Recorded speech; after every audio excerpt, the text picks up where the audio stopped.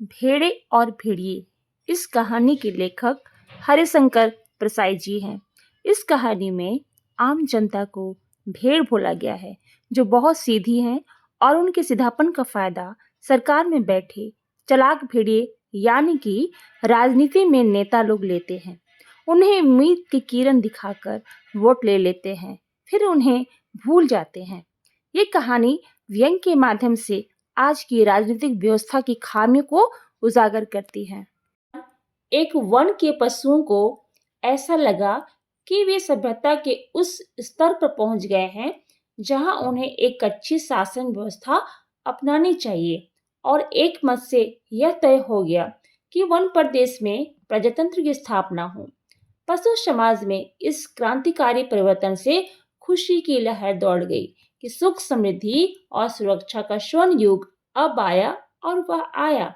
जिस वन प्रदेश में हमारी कहानी ने चरण धरे हैं, उसमें भेड़े बहुत थी, निहायत नेक, ईमानदार, कोमल, विनयी, दयालु, निर्दोष पशु जो घास तक को फूंक फूंक कर खाता है। भेड़ों ने सोचा कि अब हमारा डर दूर हो जाएगा। हम अपने प्रतिनिधियों से कानून बनवाएंगे कि कोई जीवधारी किसी को न सताए न मारे, सब जिए और जीने दे। शांति, स्नेह, बंधुत्व और सहयोग पर समाज आधारित हो। इधर भेड़ियों ने सोचा कि हमारा अब संकट काल आया। भेड़ों की संख्या इतनी अधिक है कि पंचायत में उनका ही बहुमत होगा, और अगर उन्होंने कानून बना दिया कि कोई पशु किसी को न मारे, तो हम खाएंगे क्या? क्या हमें घास चरना सीखना पड़ेगा? जैसे जैसे चुनाव नजदीक आता, भेड़ों का खुशी बढ़ता जाता। जैसे जैसे चुनाव नजदीक आता और भेड़ियों का दिल बैठता जाता, मतलब वो डरने लगे। एक दिन बूढ़े सियार ने भेड़िए से कहा, मालिक, आजकल आप बड़े उदास रहते हैं। हर भेड़िए के आसपास 2-4 सियार रहते ही हैं। जैसे हर नेता के पास उनके चमचे रहते हैं, तो हर भेड़िए के पास भी 2-4 सियार रहते ही हैं। जब भेड़िया अपना शिकार खा लेता है, तब ये सियार हड्डियों में लगे मांस को कुतर कर खाते हैं और हड्डियां चूसते रहते हैं। ये भेड़िए के आसपास दुम हिलाते चलते हैं, उसकी सेवा करते हैं और मौके बेमौके हुआ हुआ चिल्लाकर उनकी जय बोलते हैं। तो बूढ़े सियार ने बड़ी गंभीरता से पूछा, महाराज, आपके मुखचंद पर चिंता के मेघ क्यों छाए हैं? खैर, भेड़िए ने कहा, तुझे क्या मालूम नहीं है कि वन प्रदेश में नई सरकार बनने वाली है? हमारा राज तो अब गया। सियार ने दांत निपोर कर कहा, हम क्या जाने महाराज, हमारे तो आप ही माए बाप। हम तो कोई और सरकार नहीं जानते। आपका दिया खाते हैं और आपका गुण गाते हैं। भेड़िए ने कहा, मगर अब समय ऐसा आ रहा है कि सूखी हड्डियां भी चबाने को नहीं मिलेगी। सियार सब जानता था, मगर जानबूझकर ना जानने का नाटक करना ना आता तो सियार शेर न बन गया होता। मतलब वो सियार सब जानता था, लेकिन यहाँ पे ना जानने का वो नाटक कर रहा था। आखिर भेड़िए ने वन प्रदेश की पंचायत के चुनाव की बात बूढ़े सियार को समझाई और बड़े गिरिमन से कहा, चुनाव अब पास आता जा रहा है। अब यहाँ से भागने के सिवा कोई चारा नहीं, पर जाएं भी तो कहाँ? सियार ने कहा, मालिक, सर्कस में भर्ती हो जाइए। भेड़िए ने कहा, अरे वहां भी शेर और रीछ को ले लेते हैं, पर हम इतने बदनाम हैं कि हमें वहां भी कोई नहीं पूछता। तो सियार ने खूब सोच कर कहा, अजायब घर में चले जाइए। भेड़िए ने कहा, अरे वहां भी जगह नहीं है, सुना है वहां तो आदमी रखे जाने लगे। मतलब ये सियार ने बोलता है भेड़िए को कि आप म्यूजियम चले जाइए। तो भेड़िए बड़े गिरेमन से कहता है कि वहां तो अब आदमी रखे जाने लगे हैं।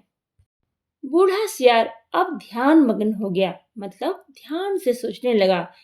उसने एक आंख बंद की, नीचे की होंठ को ऊपर के दांत से दबाया और एक टक आकाश की तरफ देखने लगा, मतलब आसमान की तरफ देखने लगा। फिर बोला, बस सब समझ में आ गया। मालिक, अगर पंचायत में आप भेड़िया जाति का बहुमत हो जाए तो भेड़िया चिढ़कर बोला, कहाँ की आसमानी बातें करता है। अरे हमारी जाति कुल 10% है, मतलब 10% है, और भेड़े तथा अन्य छोटे पशु 90%, 90% है। भला वे हमें काहे को चुनेंगे। अरे कहीं जिंदगी अपने को मौत के हाथ सौंप सकती है, मगर हाँ, ऐसा हो सकता तो क्या बात थी। बूढ़ा सियार बोला, आप खीन मत होइए सरकार, एक दिन का समय दीजिए, कल तक कोई योजना बन ही जाएगी। मगर एक बात है, आपको मेरे कहे अनुसार कार्य करना पड़ेगा, मतलब जैसा मैं कहूँ वैसे ही आपको चलना पड़ेगा। मुसीबत में फंसे भेड़िए ने आखिर सियार को अपना गुरु माना और आज्ञा पालन की शपथ ली, मतलब उनकी बात सुनने की कसम खाई।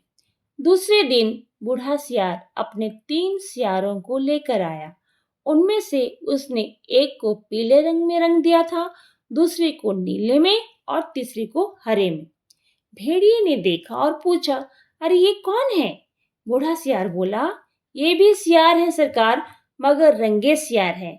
आपकी सेवा करेंगे, आपके चुनाव का प्रचार करेंगे, एडवर्टाइजमेंट करेंगे। भेड़िए ने शंका की, मगर इनकी बात मानेगा कौन, ये तो वैसे ही छल कपट के लिए बदनाम है। सियार ने भेड़िए का हाथ चूमकर कहा, बड़े भोले हैं आप सरकार। अरे मालिक, रूप रंग बदल देने से तो सुना है आदमी भी बदल जाते हैं, फिर ये तो सियार हैं। और तब बूढ़े सियार ने भेड़िए का भी रूप बदला, मस्तक पर तिलक लगाया, गले में घंटी पहनाई और मुंह में घास के तिनके खोस दिए। बोला, अब आप पूरे संत हो गए हैं। आप भेड़ों की सभा में चलेंगे, मगर 3 बातों का ख्याल रखना पड़ेगा।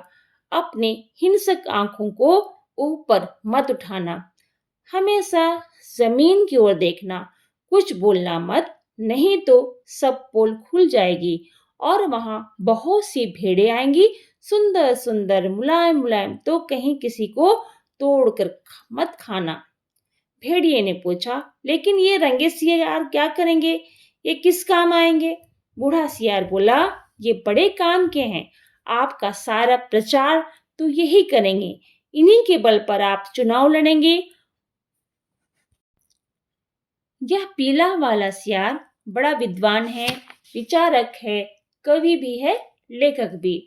यह नीला सियार नेता और पत्रकार है, और यह हरा धर्मगुरु है। बस आप चलिए, जरा ठहरो। भेड़िए ने बूढ़े सियार को रोका। कवि, लेखक, नेता, विचारक, ये तो सुना है बड़े अच्छे लोग होते हैं, और ये तीनों। बात काट कर सियार बोला, ये तीनों सच्चे नहीं हैं, रंगे हुए हैं महाराज। अब चलिए, देर मत कीजिए। और वे चल दिए। आगे बूढ़ा सियार था, उसके पीछे रंगे सियारों के बीच भेड़िया चल रहा था। मस्तक पर तिलक, गले में कंठी, मुख में घास के तिनके, धीरे धीरे चल रहा था, अत्यंत गंभीरतापूर्वक सिर झुकाए, विनय की मूर्ति। उधर एक स्थान पर भेड़ें इकट्ठे हो गई थी, उस संत के दर्शन के लिए, जिसकी चर्चा बूढ़े सियार ने फैला रखी थी। मतलब बूढ़े सियार ने पहले से ही भेड़ों के झुंड पर यह खबर पहुंचा के रखी थी कि आज संत को आने वाले हैं, तो भेड़ें वहां पे इकट्ठे हो गई थी संत के दर्शन के लिए। चारों सियार भेड़े की जय बोलते हुए भेड़ों के झुंड के पास आए। बूढ़े सियार ने एक बार जोर से संत भेड़िया की जय बोली। भेड़ों में पहले से ही वहां बैठे सियारों ने जय की आवाज निकाली। भेड़ों ने देखा तो ये बोले, भागो, ये तो भेड़िया है। तुरंत बूढ़े सियार ने उन्हें रोककर कहा, भाइयों और बहनों, अब भय मत करो, मतलब डरो मत। भेड़िया राजा संत हो गए हैं, उन्होंने हिंसा बिल्कुल छोड़ दी है, उनका हृदय परिवर्तन हो गया, मतलब उनका दिल बदल गया है।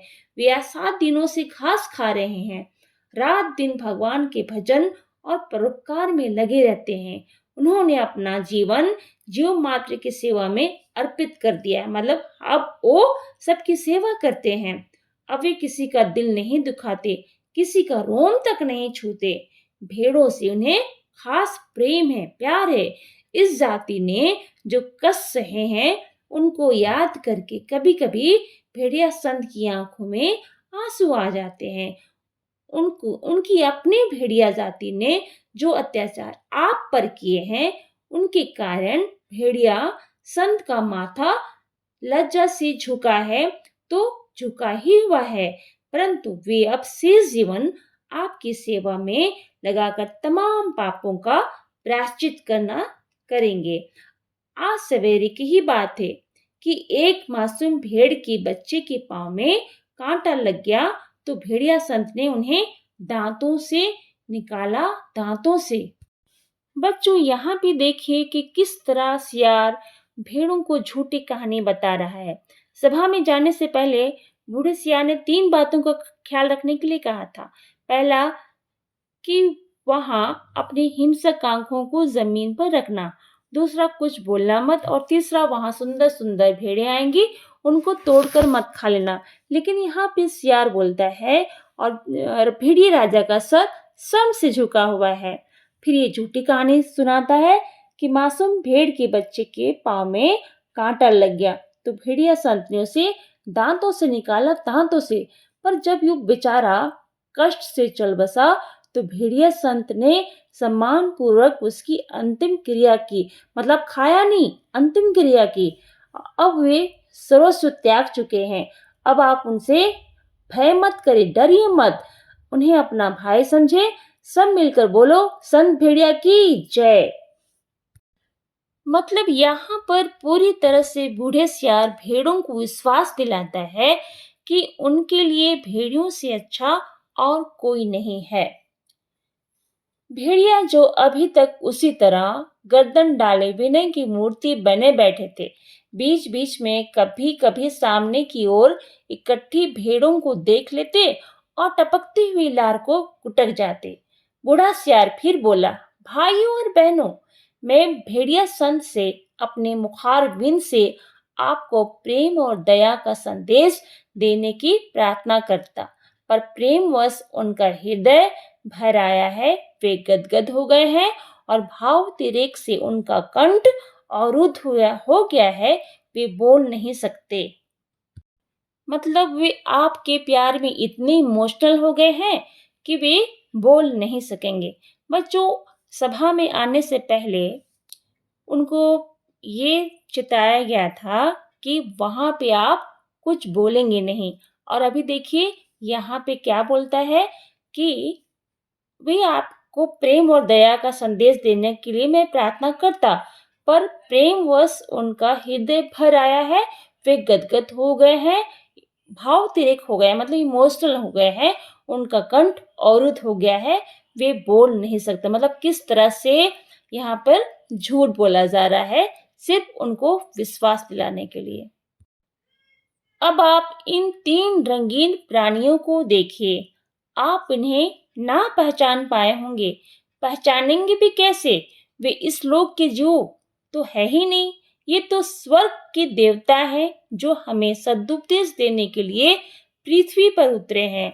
ये पीले विचारक हैं, कवि हैं, लेखक हैं, नीले नेता हैं और स्वर्ग के पत्रकार हैं, और हरे वाले धर्म गुरु हैं। अब कविराज आपको स्वर्ग के संगीत सुनाएंगे। हाँ कवि जी, पीला सियार को हुआ हुआ के सिवा कुछ और तो आता ही नहीं था। हुआ हुआ चिल्ला दिया, शेष सियार भी हुआ हुआ बोल पड़े। बूढ़े सियार ने आंख के इशारे से शेष सियारों को मना किया और चतुराई से बात को यूं कहकर संभाला कि भाई, कवि तो कोरस में गीत गाते हैं, पर कुछ समझे आप लोग, कैसे समझ सकते हैं? अरे कवि की बात सबकी समझ में आ गए तो कवि कहेगा। मतलब यहाँ पे बूढ़े सियार ने बड़ी चतुराई से बात को संभाल लिया, क्योंकि अगर और ज्यादा हुआ हुआ सियार बोलता तो पोल खुल सकती थी। कह रहे हैं जैसे स्वर्ग में परमात्मा, वैसे ही पृथ्वी पर भेड़िया। हे भेड़िया जी महान, आप स्वर्ग के व्याप्त हैं, सर्वशक्तिमान हैं।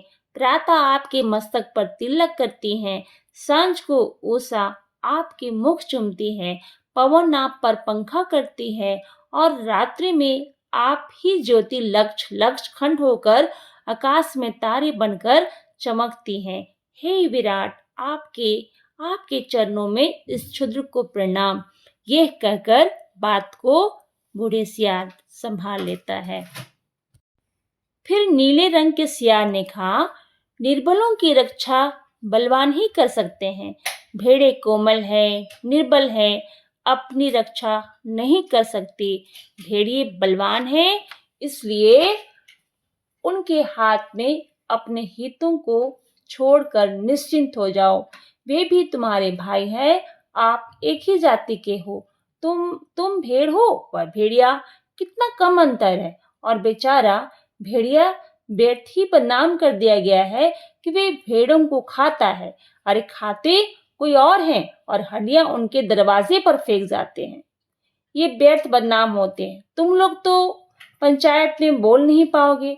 भेड़िए बलवान होते हैं, यदि तुम पर कोई अन्याय होगा तो डट कर लड़ेंगे। इसलिए अपने हित की रक्षा के लिए भेड़ियों को चुनकर पंचायत में भेजो। बोलो संत भेड़िया की जय।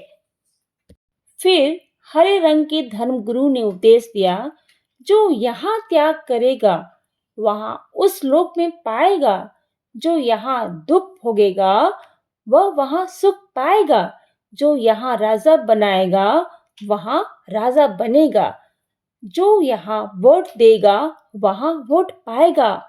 इसलिए सब मिलकर भेड़िए को वोट दो। वे दानी हैं, परोपकारी हैं, संत है। मैं उनको प्रणाम करता हूँ। अब यहाँ पे पूरी तरह से भेड़ों को यह लगा कि सच में भेड़िए से अच्छा उनका अच्छा सोचने वाला कोई और नहीं है। यह एक भेड़ की कथा नहीं है, ये सब भेड़ों की कथा है। सब जगह इस प्रकार प्रचार हो गया और भेड़ों को विश्वास हो गया कि भेड़िए से बड़ा उनका कोई हित चिंतक और हित रक्षक नहीं है। और जब पंचायत का चुनाव हुआ तो भेड़ों ने अपनी हित रक्षा के लिए भेड़ियों को चुना और पंचायत में भेड़ों की हितों की रक्षा के लिए भेड़िए प्रतिनिधि बनकर रह गए। और पंचायत में भेड़ियों ने भेड़ों की भलाई के लिए पहला कानून यह बनाया, हर भेड़िए को सवेरे नाश्ते के लिए भेड़ का एक मुलायम बच्चा दिया जाए। दोपहर के भोजन में एक पूरी भेड़ तथा शाम को स्वास्थ्य के ख्याल से कम खाना चाहिए, इसलिए आधी भेड़ दी जाए। बच्चों, आपने देखा कि जब भेड़िया चुनाव जीत जाता है और भेड़ों के लिए जो कानून बनाता है उसमें नुकसान सिर्फ और सिर्फ भेड़ों का होता है। भेड़े और भेड़िए कहानी का मुख्य उद्देश्य समाज के लोगों को सचेत करना, जो भेड़ की तरह चलते हैं और राह चलते भेड़िए का शिकार हो जाते हैं, जिसे सिर्फ अपना फायदा दिखता है। ये कहानी व्यंग के माध्यम से आज की राजनीतिक व्यवस्था की खामियों को उजागर करती है। कहानी का उद्देश्य लोगों को नेताओं के झूठे वादों और प्रलोभनों से बचने की सीख देना है, जो केवल वोट हासिल करने के लिए किए जाते हैं। कहानी का अंतिम लक्ष्य लोगों को राजनीतिक व्यवस्था के प्रति अधिक जागरूक और सतर्क बनाना है, ताकि वे अपने मत का सही उपयोग कर सकें और ठगी ना जाएं।